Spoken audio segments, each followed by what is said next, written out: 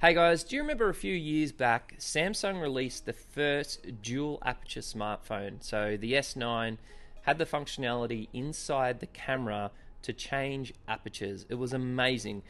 Basically, I remember seeing it and thinking, wow, this is kind of like the future of smartphones. The cameras are going to get better and better and better. And they have gotten better and better and better. We've got 108 megapixel cameras now. The Pixel's got 50 megapixel lenses. Sony has an amazing 1-inch sensor inside their new smartphone, and I think Peter McKinnon might have even said that camera brands really need to be afraid of the technology that's happening in smartphones because they're continuing to improve their image quality, the video quality, the stabilization. They're really becoming amazing pieces of technology. Well, today OPPO has just released this amazing trailer of this device here where the lens itself can retract. So basically it can move in and out. I'll link the video below. This little bit here can retract in and out of the camera. It's a great little video. And basically what they're hinting at is they've got this new design for their smartphones moving forward. They call it the self-developing retractable lens.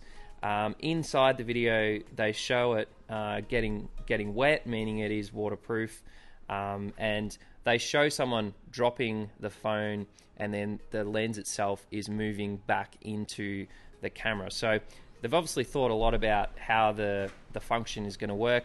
It's kind of similar to, I think it was ROG or another brand. No, it was Asus actually that had the camera that would flip from selfie mode to the back of the camera, and it was a very high megapixel count, and it was a very good quality camera. I never got to try it because we couldn't get it in Australia, but it was a really cool design. So basically what's happening with this one is it's a 50mm equivalent lens. It's not the main shooter, it's actually just a telephoto camera, which is still fine. Telephoto cameras definitely need to improve. On the camera module itself, it shows the sensor as being f1.5, and then it's a 50mm equivalent with a f2.4 aperture. Oh, sorry, no, it's an f2.4 aperture, meaning it should be around 2 times longer than the phone's main lens, which means you can have more zoom, etc. So the idea here is it's going to have a bigger sensor, meaning that you'll have more telephoto range, etc. And that retractable mechanism is what's going to make that possible. So again, we're getting this incredible advancement in camera technology. It's funny, OPPO isn't a very popular brand here in Australia, but I know they're very, very popular overseas. And when you see videos like this and you see these companies making such huge technical advancements, you can see that camera technology is continuing to get better and better and better. What interests me the most really here is when I look at, say, like Sony and even Samsung. They've done lots of different things in the past, but it seems like there's definitely a bit of a push at the moment to improve the actual size of the camera sensor, which makes sense. If you look at the new Sony, that's got the 1-inch sensor.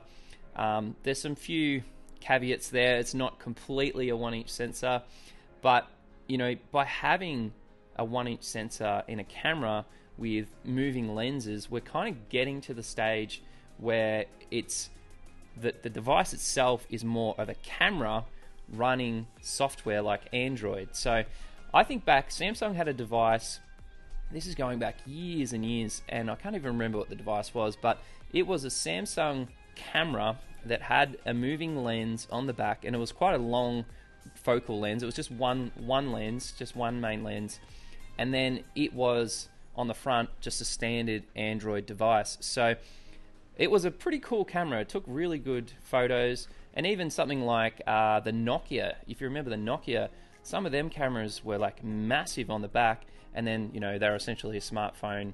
And like some of the technology going back then was still really, really powerful, but we kind of moved away from that. We got to more sleeker, skinnier devices, and it seems like we're doing a bit of a roundabout where we're coming back to moving camera lenses and retractable things.